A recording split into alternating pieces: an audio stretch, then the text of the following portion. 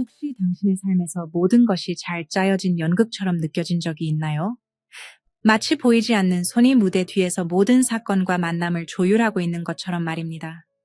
어릴 적 꿈에서 본 낯선 얼굴을 수십 년이 지난 길모퉁이에서 마주쳤을 때의 그 기묘한 전율, 혹은 처음 방문한 장소에서 설명할 수 없는 깊은 그리움과 편안함을 느꼈을 때의 그 아련함. 우리는 이런 순간들을 그저 우연이나 데자비 혹은 뇌의 착각으로 치부하곤 합니다. 하지만 만약 이것들이 우연이 아니라면 어떨까요?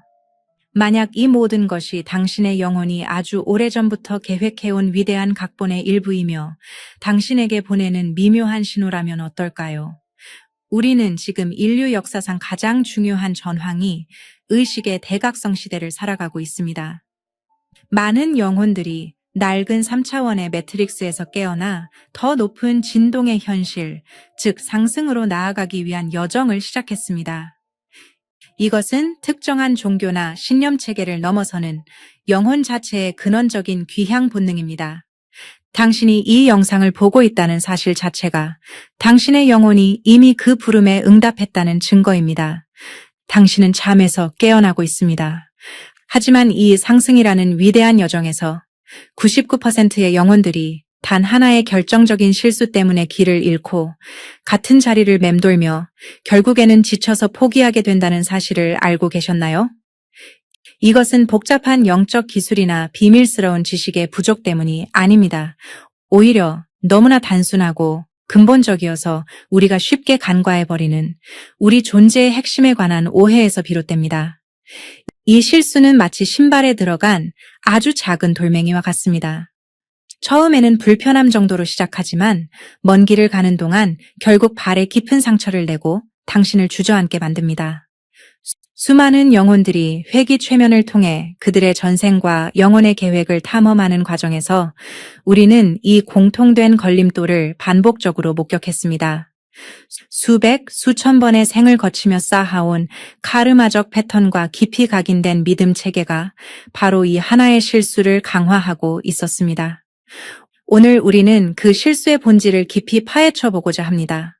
단순히 이것이 실수다 라고 말하는 것을 넘어 그 실수가 우리 삶에서 어떤 모습으로 나타나는지, 왜 우리가 그토록 쉽게 그 함정에 빠지는지, 그리고 가장 중요하게는 어떻게 그 함정에서 벗어나 우리의 진정한 힘과 주권을 되찾고 상승의 길을 흔들림 없이 걸어갈 수 있는지에 대해 이야기할 것입니다.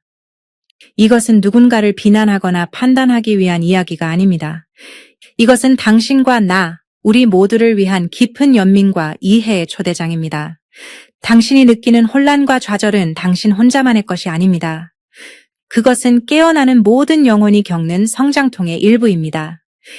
이 영상이 끝날 때쯤 당신은 그 작은 돌멩이의 정체를 명확히 보게 될 것이고 그것을 신발에서 빼내어 맨발로 대지를 느끼며 자유롭게 걸어갈 수 있는 지혜와 용기를 얻게 될 것입니다. 당신의 영혼이 오랫동안 기다려온 진실의 순간으로 이제 함께 들어가 보겠습니다. 그렇다면 99%의 영혼들을 길 위에서 주저앉게 만드는 단 하나의 실수는 무엇일까요? 그것은 바로 자신의 내면이 아닌 외부에서 답과 힘, 그리고 구원을 찾으려는 경향 싸움입니다. 이 한 문장이 너무나 단순하고 진부하게 들릴지도 모릅니다. 내면의 소리를 들어라는 말은 이미 수많은 책과 강연에서 들어왔으니까요. 하지만 이것을 지식으로 아는 것과 세포 하나하나에 체화하여 살아내는 것은 완전히 다른 차원의 이야기입니다. 이 외부 지향성의 뿌리는 너무나 깊어서 우리는 그것이 우리 삶의 모든 영역을 어떻게 지배하고 있는지조차 인식하지 못할 때가 많습니다. 그것은 보이지 않는 감옥의 벽과 같아서 우리는 스스로가 갇혀 있다는 사실조차 모른 채 창살 너머의 세상을 갈망합니다.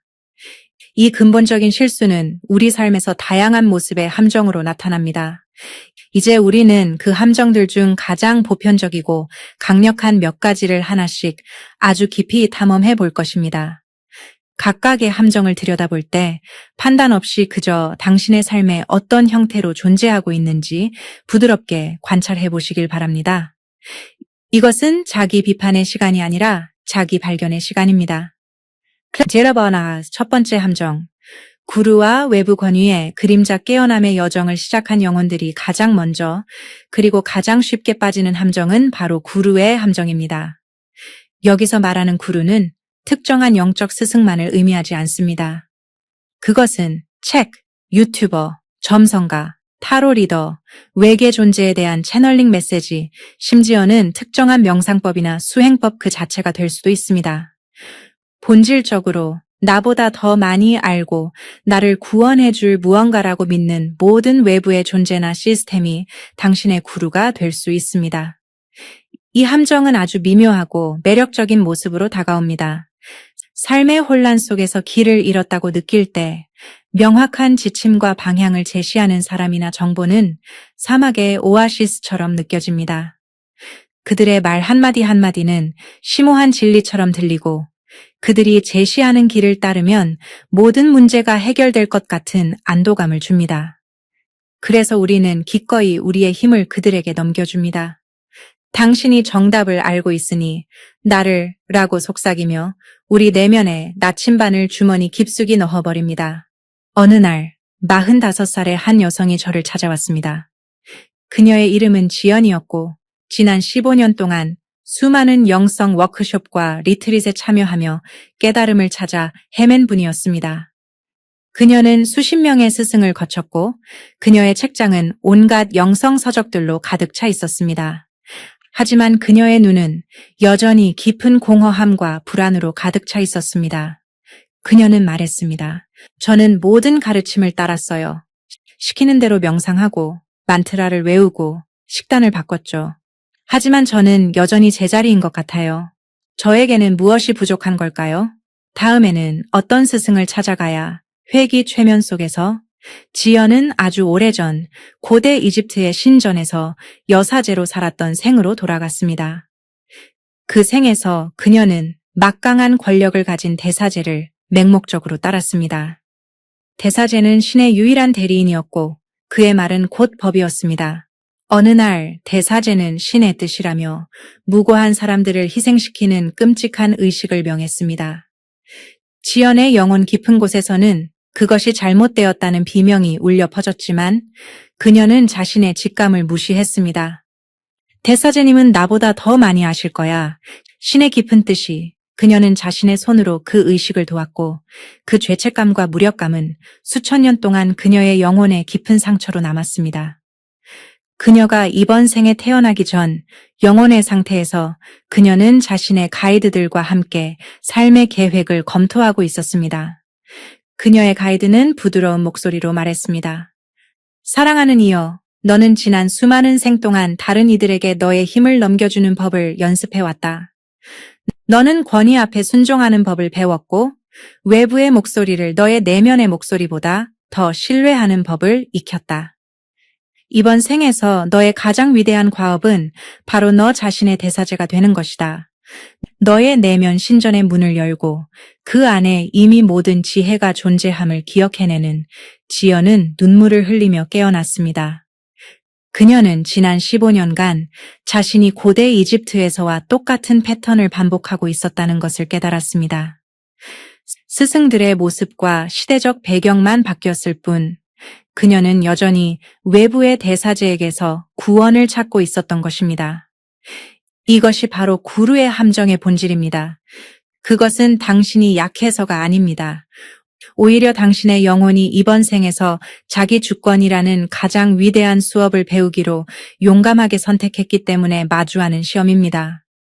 외부의 스승이나 가르침은 길을 비추는 등불이 될 수는 있지만 길을 걷는 것은 오직 당신의 두 발이어야 합니다. 그들의 말이 당신 내면의 진실과 공명할 때 그것을 감사히 받아들이세요.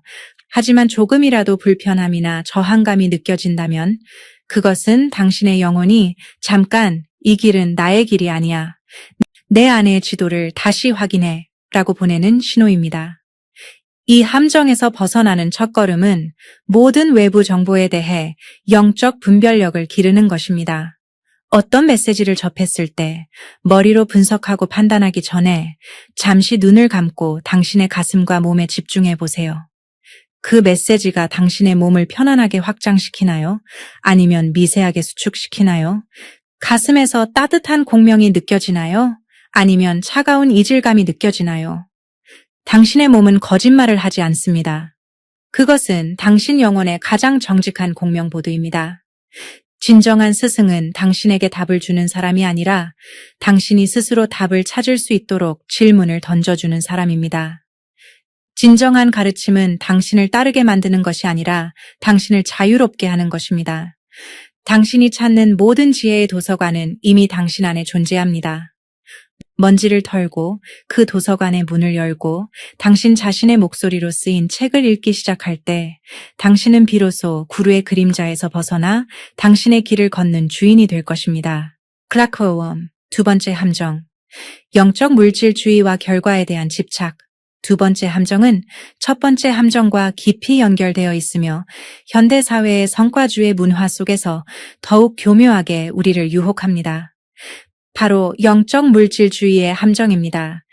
이것은 영적인 수행이나 깨어남의 과정을 또 다른 종류의 성취나 소유의 대상으로 여기는 태도를 말합니다.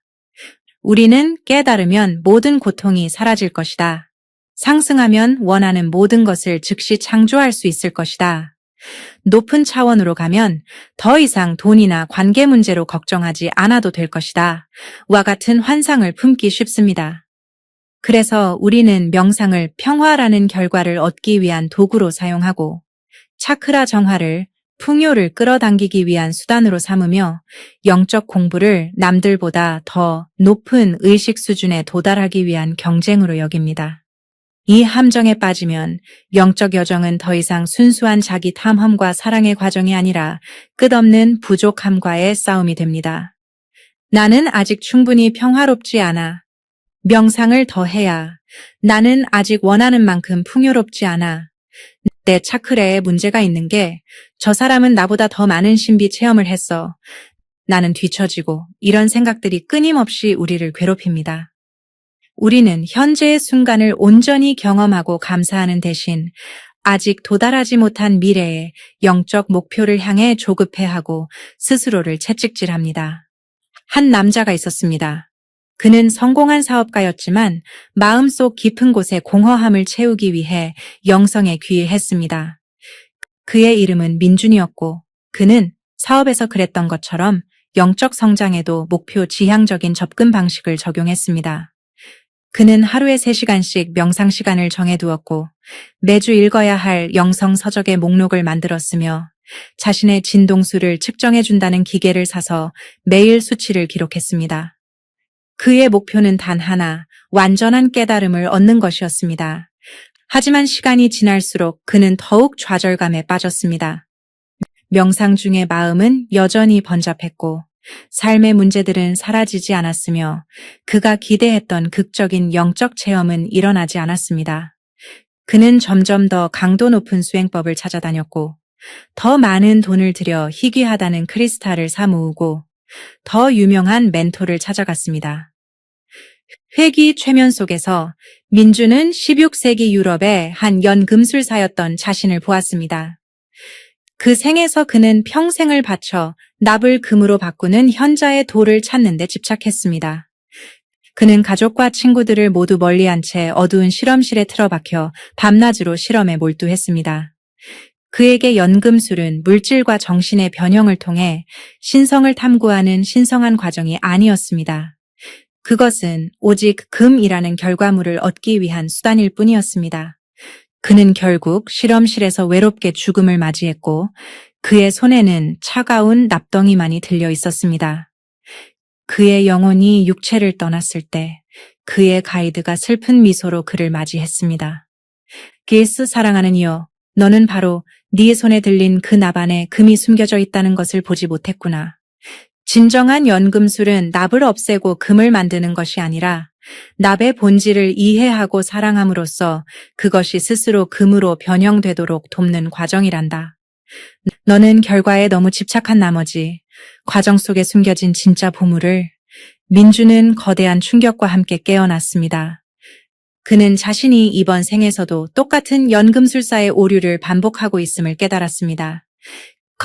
깨달음이라는 현자의 도를 찾기 위해 그는 싸움이라는 신성한 실험 과정을 완전히 무시하고 있었던 것입니다. 그는 명상 속에서 찾아오는 번뇌, 일상에서 부딪히는 문제들, 관계 속에서의 갈등, 이 모든 납들이 사실은 그가 찾아 헤매던 금으로 변형될 수 있는 신성한 재료임을 알지 못했습니다. 상승은 목적지가 아닙니다. 그것은 과정 그 자체입니다. 당신이 지금 겪고 있는 모든 감정, 모든 어려움, 모든 혼란은 당신의 여정에서 불필요한 장애물이 아니라 당신의 영혼을 성장시키고 확장시키는 가장 소중한 기회입니다. 당신이 화를 낼 때 그 화의 에너지를 깊이 느껴보세요. 그 안에는 당신이 지키고 싶었던 중요한 가치에 대한 열정이 숨어 있습니다. 당신이 슬픔을 느낄 때 그 슬픔 속에 온전히 머물러 보세요. 그 안에는 당신이 깊이 사랑했던 무언가에 대한 증거가 담겨 있습니다. 이 함정에서 벗어나기 위해서는 결과에 대한 집착을 내려놓고 과정 자체를 신성하게 여기는 연습이 필요합니다. 명상을 할 때 평화를 얻겠다는 목표를 내려놓고 그저 지금 이 순간 당신의 내면에서 일어나는 모든 것을 판단 없이 바라보는 연습을 해보세요. 삶의 문제가 닥쳤을 때 이 문제를 빨리 해결해야 해 라는 조급함을 내려놓고 이 문제가 나에게 가르쳐 주려는 지혜는? 라고 부드럽게 질문해 보세요. 진정한 영적 풍요는 당신의 은행 계좌에 얼마가 있느냐가 아니라 지금 이 순간 당신의 삶에 주어진 것들에 대해 얼마나 깊이 감사할 수 있느냐에 달려 있습니다. 진정한 평화는 모든 문제가 사라진 상태가 아니라 문제의 한가운데에서도 고요한 내면의 중심을 지킬 수 있는 능력입니다. 당신이 결과에 대한 집착을 내려놓고 매 순간의 과정을 온전히 사랑하기 시작할 때 당신은 이미 당신이 그토록 찾아 헤매던 상승의 상태에 와 있음을 깨닫게 될 것입니다. 말콤, 세 번째 함정. 지식의 수집과 지적 이해의 환상 깨어나는 영혼들은 종종 지식에 대한 엄청난 갈증을 느낍니다.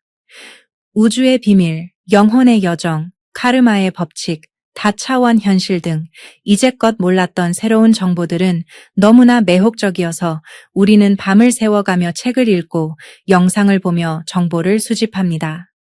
이것은 자연스럽고 필요한 과정입니다. 하지만 어느 순간 이 지식의 수집이 그 자체로 목적이 되어버릴 때 우리는 세 번째 함정, 즉 지적 이해의 환상에 빠지게 됩니다. 이 함정에 빠진 사람들은 영적인 개념들을 머리로 이해하는 것을 체험하는 것과 동일시합니다. 그들은 양자물리학, 평행우주, 아카식 레코드에 대해 막힘없이 설명할 수 있지만 정작 자신의 삶에서 마주하는 작은 분노 하나 다루지 못합니다. 그들은 모든 것은 하나라는 비원성의 개념을 유창하게 이야기하지만 자신과 다른 의견을 가진 사람을 보면 즉시 분리감과 판단의 벽을 씁니다. 그들은 영적인 지식을 자신의 에고를 강화하는 도구로 사용하며 다른 사람들과의 대화에서 누가 더 많이 알고 있는지를 은연중에 경쟁합니다. 이것은 마치 요리책 수백 권을 읽고 세상의 모든 레시피를 외웠지만 단 한 번도 직접 부엌에 들어가 요리를 해본 적 없는 사람과 같습니다. 그는 음식의 화학적 성분과 역사, 문화적 배경에 대해 박식할지 모르지만 음식의 진짜 맛과 향, 그것을 나누는 기쁨은 결코 알지 못합니다. 영적 지식도 마찬가지입니다. 그것이 가슴으로 내려와 삶 속에서 직접 체험되고 통합되지 않는 한 그것은 그저 아름답게 장식된 메뉴판에 불과합니다. 당신의 굶주린 영혼을 채워줄 수는 없습니다. 한 중년의 교수가 있었습니다. 그는 철학과 종교학을 전공했고 동서양의 모든 영성 전통에 대해 해박한 지식을 가지고 있었습니다. 그는 깨달음에 대한 수천 편의 논문을 읽었고 그것을 학문적으로 분석하고 분류하는 데 전문가였습니다. 그는 종종 제자들에게 깨달음이란 결국 전두엽 피질의 특정 신경회로가 활성화되는 현상일 뿐이라고 설명하곤 했습니다. 그는 모든 것을 알고 있다고 믿었지만 그의 삶은 극심한 불안과 우울, 그리고 의미의 상실감으로 고통받고 있었습니다. 깊은 최면 상태에서 그는 자신이 고대 알렉산드리아 도서관의 사서였던 생을 경험했습니다. 그는 세상의 모든 지식이 모여있는 그곳에서 평생을 보냈습니다. 그는 수만 개의 파피루스 두루마리를 읽고 분류하고 필사했습니다. 그는 플라톤의 철학과 피타고라스의 신비주의, 이집트의 신화에 대해 모르는 것이 없었습니다. 하지만 그는 단 한 번도 도서관 밖으로 나가 석양의 아름다움을 직접 보거나 사랑하는 사람과 손을 잡고 별을 바라보거나 가슴 뛰는 모험을 떠나본 적이 없었습니다. 그는 세상에 대한 설명 속에 갇혀 세상 그 자체를 사는 법을 잊어버렸습니다. 도서관이 불타 무너져 내릴 때 그는 지식의 잿더미 속에서 자신이 단 한순간도 진정으로 살아본 적이 없다는 것을 깨달으며 죽어갔습니다. 교수는 이 전생의 경험을 통해 자신의 삶이 그 알렉산드리아의 사서와 놀랍도록 닮아 있음을 깨달았습니다. 그는 삶이라는 위대한 책을 직접 읽는 대신 삶에 대한 해설서만을 평생 읽고 있었던 것입니다. 그는 깨달음에 대해 아는 것이 너무 많아서 오히려 깨달음을 직접 체험할 기회를 놓치고 있었습니다. 이 함정에서 벗어나는 길은 아는 것, knowing about에서 되는 것, being으로의 전환입니다. 정보를 접할 때 그것을 머리에 저장하는 것에서 그치지 말고 스스로에게 이렇게 질문해 보세요. 이 지혜를 오늘 나의 삶에 어떻게 적용해 볼 수? 모든 것은 사랑이라는 문장을 읽었다면 오늘 당신이 마주치는 사람들, 특히 당신을 불편하게 하는 사람의 눈에서 신성의 불꽃을 찾아보는 작은 실험을 해보세요. 현재에 존재하라는 가르침을 들었다면 점심을 먹을 때 오직 음식의 맛과 향, 질감에만 온전히 집중하는 5분의 시간을 가져보세요. 용서가 최고의 치유라는 것을 알게 되었다면 당신에게 상처를 준 사람을 위해 아주 작은 축복의 기도를 보내보세요. 상승은 지식의 양으로 측정되지 않습니다. 그것은 당신이 얼마나 많은 사랑을 실천하고 얼마나 많은 연민을 베풀고 얼마나 많은 순간을 깨어있는 의식으로 살아내는가에 의해 측정됩니다. 당신이 가진 단 하나의 지식이라도 그것을 진정으로 살아낼 때 그것은 수천 권의 책보다 더 강력한 힘을 발휘합니다. 당신의 삶 자체가 바로 당신의 영적 지혜를 증명하는 살아있는 책이 되도록 하세요. 당신의 존재 자체가 바로 당신이 깨달은 진리의 메시지가 되도록 하세요. 그것이 지식의 감옥에서 벗어나 지혜의 광야로 나아가는 유일한 길입니다. 네 번째 함정, 영적 자아 에고의 비대와 깨어남의 여정에서 마주하는 가장 교활하고 위험한 함정 중 하나는 바로 영적 자아의 함정입니다. 일반적인 자아 에고가 돈, 명예, 외모와 같은 물질적 가치를 통해 자신을 증명하려 한다면 영적 자아는 영적인 체험, 지식, 능력, 심지어는 겸손함을 통해 자신을 증명하고 다른 사람들과 분리하려 합니다. 이 함정에 빠지면 우리는 자신을 깨어난 사람, 빛의 일꾼, 특별한 사명을 가진 영혼으로 규정하고 아직 잠들어 있는 사람들을 은연중에 내려다보거나 동정하게 됩니다. 저들은 아직 3차원 매트릭스에 갇혀 있구나.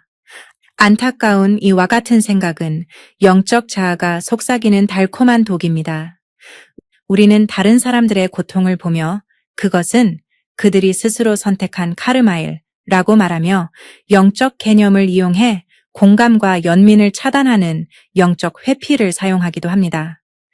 영적 자아는 명상 시간, 채식 여부, 사용하는 영적 용어의 현란함, 신비 체험의 유무 등으로 자신과 타인의 영적 수준을 끊임없이 비교하고 판단합니다. 이것은 본질적으로 나는 너보다 더 영적이다 라는 미묘한 우월감에 기반합니다.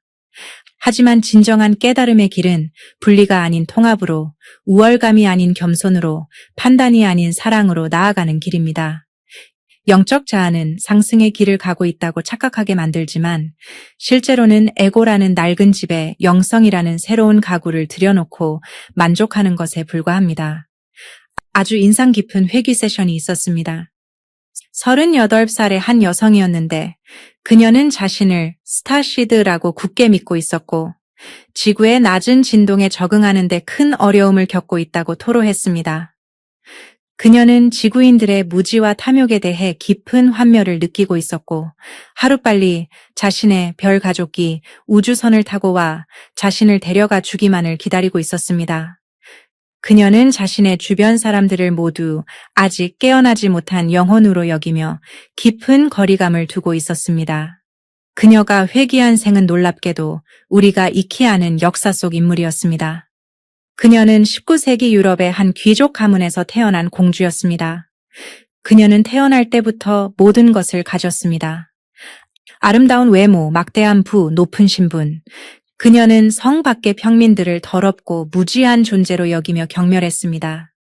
그녀는 한 번도 자신의 손으로 흙을 만져보거나 가난한 이웃의 눈물을 닦아준 적이 없었습니다. 그녀는 자신의 고귀한 혈통과 신분이 자신을 다른 사람들과 근본적으로 다른 우월한 존재로 만들어준다고 믿었습니다. 그녀는 결국 프랑스 혁명의 소용돌이 속에서 성난 군중의 손에 비참한 최후를 맞이했습니다. 죽음의 순간 그녀는 자신을 향한 그들의 증오에 찬 눈빛 속에서 처음으로 그들 역시 자신과 똑같이 고통받고 사랑하는 인간이라는 것을 어렴풋이 깨달았습니다. 그녀의 영혼은 이번 생에 태어나기 전 자신의 가이드에게 이렇게 말했습니다. 저는 신분이라는 환상에 갇혀 다른 영혼들과 저를 분리했습니다. 저는 높은 곳에 있다고 믿었지만 사실은 가장 외로운 감옥에 갇혀 있었던 것입니다. 이번 생에서는 영성이라는 새로운 형태의 신분 제도에 다시 갇히지 않도록 저를 도와주세요. 제가 스타시드라는 정체성을 또 다른 귀족의 자기처럼 사용하지 않도록 모든 존재 안에서 신성을 발견하는 진정한 겸손을 배우게 그녀는 눈물을 쏟아내며 자신이 스타시드라는 정체성을 어떻게 미묘한 우월감과 분리감을 위해 사용해왔는지 깊이 깨달았습니다. 그녀가 경멸하던 지구인들의 무지는 사실 그녀가 전생에 경멸했던 평민들의 모습과 다르지 않았습니다. 그리고 그녀 자신은 여전히 높은 성벽 위에서 그들을 내려다보는 공주님의 역할을 반복하고 있었던 것입니다. 이 영적 자아의 함정에서 벗어나는 길은 가장 평범한 것들 속에서 신성을 발견하는 연습입니다. 화려한 영적 체험이나 심오한 지식에 대한 추구를 잠시 멈추고 당신의 일상 속으로 깊이 들어가 보세요. 설거지를 할 때 물의 따뜻함과 그릇의 매끄러움을 온전히 느껴보세요. 그 행위 자체가 신성한 명상이 될 수 있습니다. 길을 걸을 때 당신의 발바닥이 땅과 만나는 감각에 집중해 보세요. 당신은 매 순간 어머니 지구와 연결되어 있음을 느낄 수 있습니다. 당신을 화나게 하는 직장 동료의 말 속에서 그의 두려움과 인정받고 싶은 어린아이의 목소리를 들어보려 노력해 보세요. 진정으로 깨어난 존재는 자신이 특별하다고 주장하지 않습니다.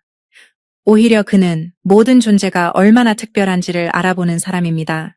그는 더 이상 자신을 다른 사람들과 분리하지 않습니다. 나무 한 그루, 길가의 고양이 한 마리, 스쳐 지나가는 행인 한 사람 속에서 자신의 모습을 발견하고 깊은 연결감과 사랑을 느낍니다. 당신의 영적 여정은 당신을 다른 사람들과 다르게 만들기 위한 것이 아니라 당신이 다른 사람들과 얼마나 깊이 연결되어 있는지를 깨닫게 하기 위한 것입니다. 당신의 빛을 다른 사람들을 비추는 데 사용하되 결코 그들 위에 서려고 하지 마세요. 우리는 모두 같은 태양을 향해 자라나는 각기 다른 모양의 나무들과 같습니다. 누군가는 먼저 꽃을 피울 수도 있고 누군가는 더 키가 클 수도 있지만 우리는 모두 같은 대지에 뿌리를 내리고 있으며 서로의 그늘과 햇살을 나누며 함께 성장하는 하나의 숲입니다. 트랙카리큰 5번째 함정. 어둠의 부정과 긍정성의 강박 깨어남의 여정에서 많은 이들이 오직 긍정적인 생각만 해야 한다. 나쁜 감정은 낮은 진동을 끌어당기니 피해야 한다는 믿음에 사로잡힙니다. 이것은 어둠의 부정과 긍정성의 강박이라는 5번째 함정으로 매우 선한 의도에서 시작되지만 결국 영혼의 성장을 가로막는 장애물이 됩니다. 이 함정에 빠지면 우리는 자신의 내면에서 올라오는 분노, 슬픔, 두려움, 질투와 같은 소위 부정적인 감정들을 억압하고 무시하려고 했습니다.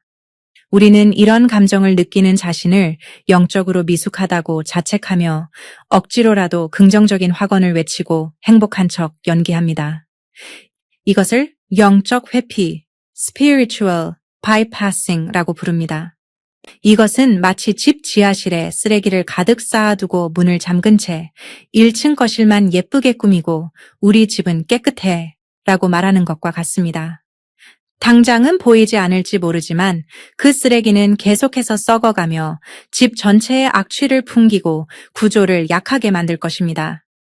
당신의 그림자, 즉 당신이 외면하고 싶어 하는 당신의 어두운 부분들은 당신의 적이 아닙니다. 그것들은 당신이 오랫동안 돌보지 못했던 상처받은 내면 아이의 다른 이름일 뿐입니다.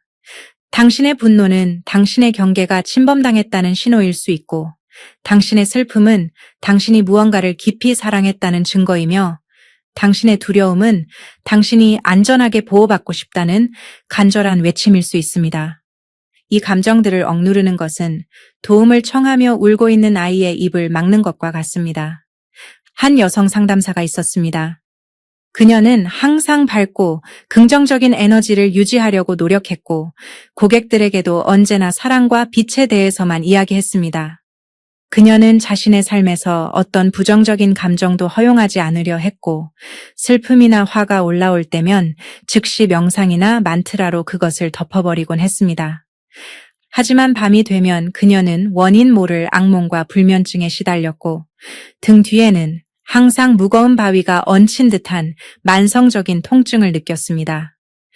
회기 최면 속에서 그녀는 중세시대의 마녀 사냥으로 억울하게 화형당한 생을 보았습니다. 그녀는 그 생에서 약초를 다루고 사람들을 치유하는 힐러였습니다.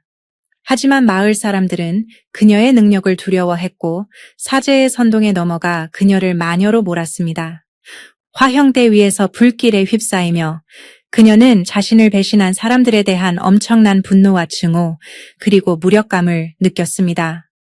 하지만 그녀는 그 감정들을 표현하면 정말로 악맥의 영혼을 판 마녀임을 인정하는 꼴이 될까봐 두려워 마지막 순간까지 신이시여 저들을 용서하소서라고 기도하며 자신의 진짜 감정을 억눌렀습니다. 그녀의 영혼은 그 생의 끝에서 억압된 분노와 슬픔의 거대한 에너지가 자신의 영혼체에 그대로 각인되는 것을 보았습니다. 그것이 바로 그녀가 이번 생 내내 등 뒤에서 느끼던 무거운 바위의 정체였습니다. 그녀의 가이드는 그녀에게 말했습니다. 사랑하는 딸아, 너의 분노는 신성한 것이었다. 그것은 불의에 저항하는 너의 영혼의 외침이었고 너의 생명의 존엄성을 지키려는 거룩한 불꽃이었다. 너는 그 불꽃을 억누름으로써 너 자신의 일부를 죽였단다. 진정한 용서는 감정을 부정하는 것이 아니라 그 감정을 온전히 느끼고 인정해주고 그것을 통해 배우고 마침내 그것을 사랑의 에너지로 변형시킬 때 일어나는 그녀는 최면에서 깨어나 처음으로 자신의 분노를 온전히 허락하고 소리내어 울었습니다. 수백 년 묵은 슬픔과 분노가 그녀의 몸을 통해 빠져나가자 그녀의 등을 짓누르던 통증이 거짓말처럼 사라졌습니다. 그녀는 비로소 진정한 의미의 전체성 wholeness를 이해하게 되었습니다. 빛과 어둠, 긍정과 부정, 그 모든 것이 신성한 나의 일부임을 받아들이는 것, 그것이 진정한 치유이고 상승의 길임을 깨달았습니다. 이 함정에서 벗어나기 위해서는 당신의 모든 감정을 판단 없이 환영하는 연습이 필요합니다. 슬픔이 찾아오면 슬퍼하면 안 돼 라고 말하는 대신 아, 슬픔이 나를 찾아왔구나. 이 슬픔은 나에게 무엇을 말해주고 라고 물어보세요. 화가 치밀어 오르면 그것을 누군가에게 폭발시키는 대신 안전한 공간에서 베개를 치거나 소리를 지르며 그 에너지를 몸 밖으로 건강하게 표현해 보세요. 그리고 그 화의 근원을 들여다보세요. 당신의 그림자는 당신을 삼키기 위해 존재하는 것이 아닙니다. 그것은 당신의 빛에 의해 통합되기를 기다리고 있습니다. 당신이 당신의 가장 어두운 부분을 연민의 눈으로 바라보고 끌어안을 때 그 어둠은 놀랍게도 당신의 가장 큰 힘과 지혜의 원천으로 변형될 것입니다. 상처받아 본 사람만이 다른 사람의 상처를 진심으로 치유할 수 있듯이 당신의 어둠을 여행해 본 영혼만이 진정한 빛의 등대가 될 수 있습니다. 상승은 빛으로 도망가는 것이 아니라 내 안의 모든 어둠을 빛으로 가득 채우는 과정입니다. G-Crew. 6번째 함정. 그날을 기다리는 수동성과 구원자 콤플렉스. 6번째 함정은 영적 커뮤니티에서 특히 널리 퍼져 있는 믿음으로 그날, the event, 혹은 섬광, the flash 이라고 불리는 거대한 우주적 사건이 일어나 지구의 모든 문제를 한 번에 해결해주고 인류를 새로운 차원으로 상승시켜줄 것이라는 기대입니다. 이 믿음 자체는 희망을 줄 수 있지만 이것이 수동적인 기다림으로 이어질 때 심각한 함정이 됩니다. 이 함정에 빠진 사람들은 자신의 내면 작업이나 현실에서의 구체적인 변화 노력은 뒷전으로 미룬 채 하늘만 바라보며 그날이 오기만을 기다립니다. 그들은 어차피 곧 모든 것이 바뀔 텐데 지금 내가 노력해서 무엇라는 생각에 빠져 자신의 삶에 대한 책임을 방기합니다. 이것은 마치 복권에 당첨되기만을 기다리며 아무 일도 하지 않는 사람과 같습니다. 이 함정은 종종 외계 존재나 상승한 마스터들이 우리를 구원해 줄 것이라는 믿음과 결합됩니다. 우리는 플레이아데스인이나 시리우스인 혹은 대천사 미켈이 우주선을 타고 내려와 악의 세력을 물리치고 우리를 유토피아로 데려다 줄 것이라는 시나리오에 매료됩니다. 이것은 우리 내면의 깊은 무력감과 누군가 나를 이 고통에서 꺼내 주었으면 하는 어린아이 같은 바람에서 비롯됩니다. 하지만 우주의 가장 근본적인 법칙 중 하나는 자유의지의 법칙입니다. 더 높은 차원의 존재들은 우리가 요청할 때 도움을 줄 수는 있지만 결코 우리의 성장의 과정을 대신해 줄 수는 없습니다. 그것은 마치 부모가 자녀를 사랑하지만 자녀가 스스로 걷는 법을 배우도록 지켜봐야 하는 것과 같습니다. 한 남자가 있었습니다. 그는 평범한 회사원이었지만 수년 전부터 외계 문명에 대한 채널링 메시지에 깊이 빠져 있었습니다. 그는 매일같이 은하연합이 곧 지구에 개입하여 딥스테이트를 제거하고 내사라, 개사라를 선포할 것이라는 메시지를 읽고 전파하는 데 시간을 보냈습니다. 그는 자신의 직장 생활과 가족 관계에는 소홀해졌고 세상의 모든 부조리를 보며 곧 심판의 날이 올 거야. 은하연합이 다 해결해 주라고 되뇌었습니다. 그는 스스로를 빛의 전사라고 생각했지만 그의 실제 삶은 점점 더 고립되고 무기력해져 갔습니다. 깊은 최면 속에서 그는 자신이 로마 제국 말기의 한 기독교 신자였던 생으로 돌아갔습니다. 당시 기독교인들은 로마의 박해 속에서 예수의 재림과 최후의 심판이 곧 닥칠 것이라는 믿음으로 하루하루를 버텼습니다. 그 역시 모든 희망을 재림에 걸고 있었습니다. 그는 로마 사회를 개혁하거나 이웃을 돕는 구체적인 행동 대신 동굴에 모여 기도하며 하늘에서 구원의 징조가 나타나기만을 기다렸습니다. 그는 결국 박해 속에서 죽음을 맞이했고 그가 기다리던 극적인 구원은 일어나지 않았습니다. 그의 영혼은 육체를 떠나 자신의 삶을 돌아보며 깊은 후회를 느꼈습니다. 그의 가이드는 그에게 다가와 말했습니다. 사랑하는 영혼아, 너희가 기다리던 구원자는 바로 너희 자신이었단다. 예수가 가르친 천국은 하늘 어딘가에 있는 장소가 아니라 너희의 마음속에 사랑과 용서로 실현되는 상태였지. 너희는 외부의 구원자를 기다리느라 너희 각자가 세상을 바꿀 수 있는 작은 그리스도임을 그는 이번 생에서도 자신이 똑같은 패턴을 반복하고 있음을 깨달았습니다. 예수의 재림이 은하연합의 도착으로 이름만 바뀌었을 뿐 그는 여전히 자신의 힘을 외부에 투사하고 수동적으로 구원을 기다리고 있었던 것입니다. 이 함정에서 벗어나는 길은 당신이 바로 당신이 기다리던 구원자임을 깨닫는 것입니다. 상승은 미래의 어느 날 하늘에서 떨어지는 사건이 아닙니다. 상승은 바로 지금, 이 순간 당신의 선택을 통해 일어나는 의식의 전환입니다. 당신이 분노 대신 용서를 선택할 때 당신의 세상은 상승합니다. 당신이 판단 대신 연민을 선택할 때 당신의 현실은 상승합니다. 당신이 두려움 대신 사랑을 선택할 때 당신의 행성은 상승합니다. 당신은 거대한 우주적 변화의 방관자가 아니라 공동 창조자입니다. 당신의 모든 생각, 모든 감정, 모든 행동이 새로운 지구의 주파수를 만드는데 기여하고 있습니다. 외계의 형제들이나 빛의 존재들은 우리의 위대한 잠재력을 보고 우리를 응원하는 관객과 같습니다. 그들은 우리가 스스로의 힘으로 경기에서 승리하기를 간절히 바라고 있습니다. 그러니 더 이상 기다리지 마세요. 당신의 삶 속에서 당신이 보고 싶은 변화를 직접 만들어 가세요.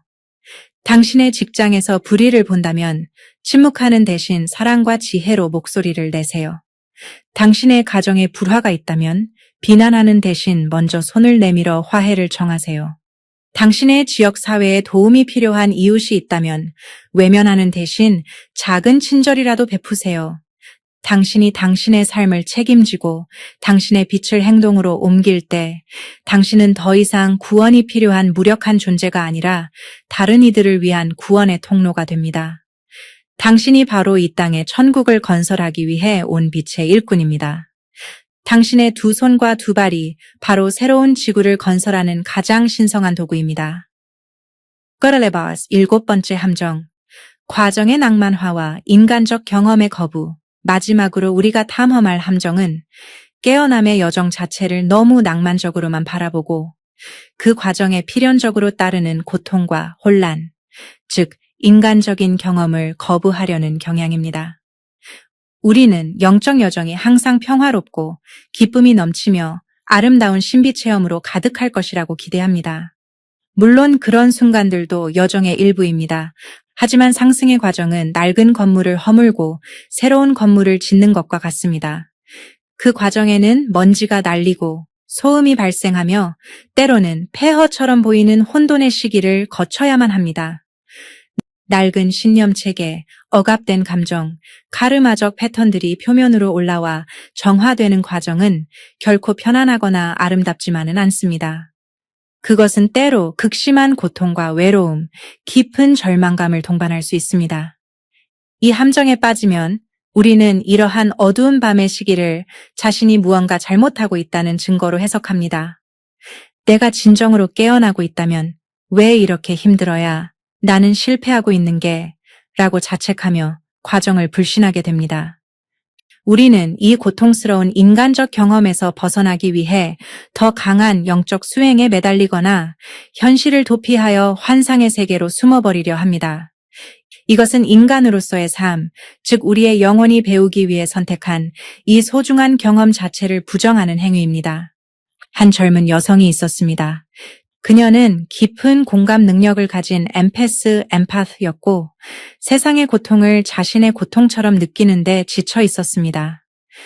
그녀는 이 고통스러운 지구에서의 삶을 끝내고 순수한 빛과 사랑만이 존재하는 천상의 세계로 돌아가고 싶다는 갈망에 사로잡혀 있었습니다. 그녀는 명상을 통해 육체를 떠나는 유체이탈 경험에 집착했고 현실의 책임과 관계들을 점점 더 소홀히 했습니다. 그녀에게 상승이란 이 고통스러운 육체와 지구를 탈출하는 것과 동의어였습니다. 회귀 최면 속에서 그녀는 자신이 육체를 가지지 않은 순수한 에너지 존재, 즉 빛의 존재였던 경험으로 돌아갔습니다. 그곳은 완벽한 사랑과 평화, 그리고 하나됨만이 존재하는 곳이었습니다.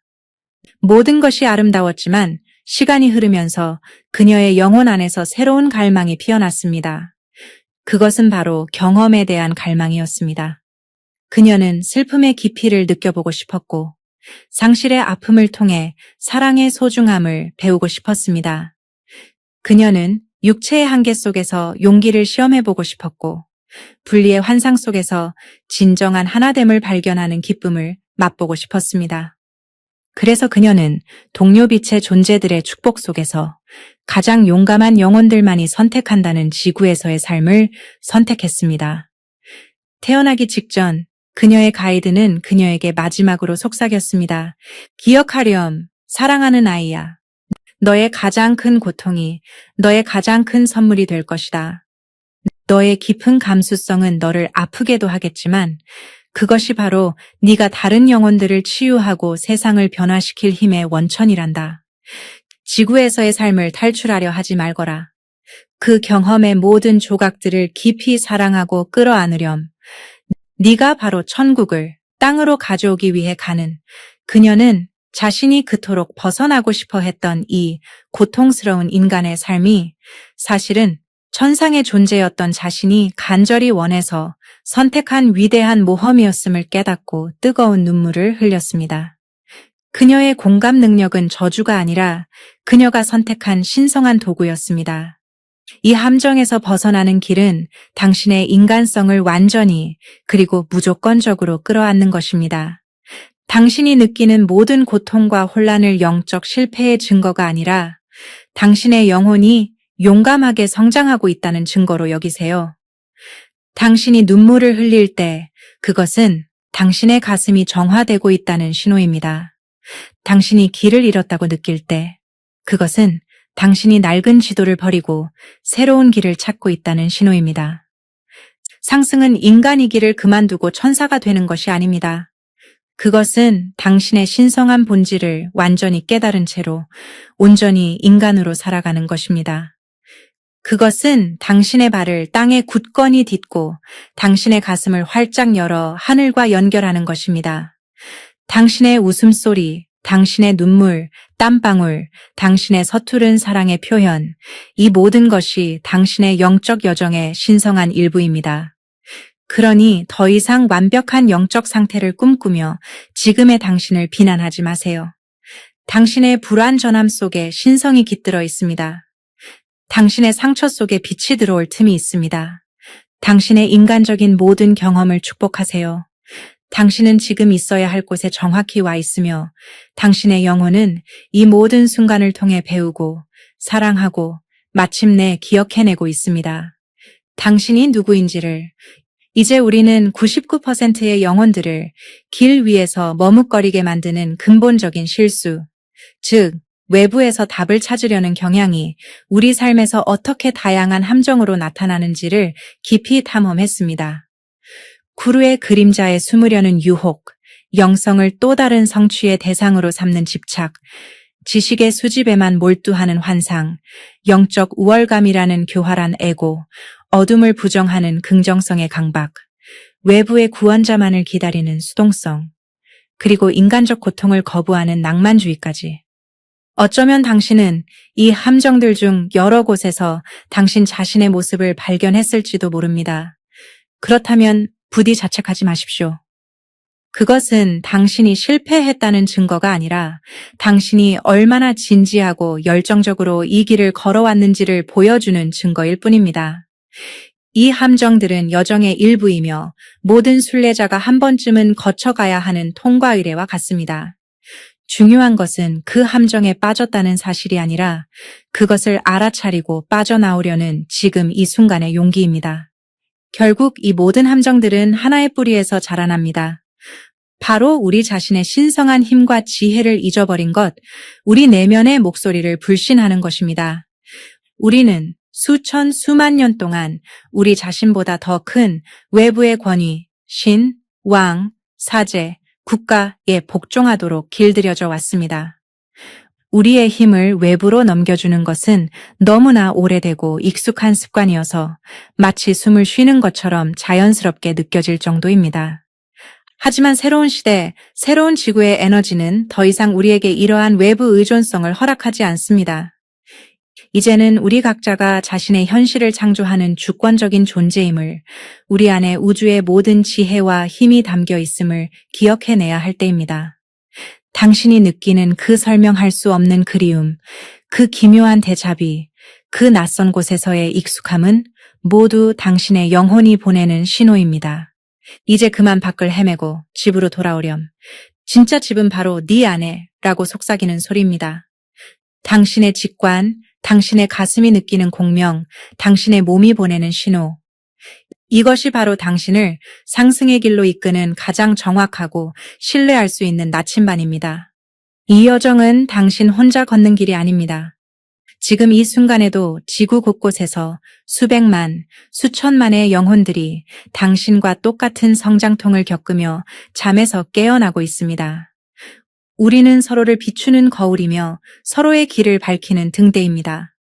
당신이 당신의 내면의 힘을 되찾고 당신의 빛을 당당하게 밝힐 때 당신은 당신 자신만을 구원하는 것이 아닙니다.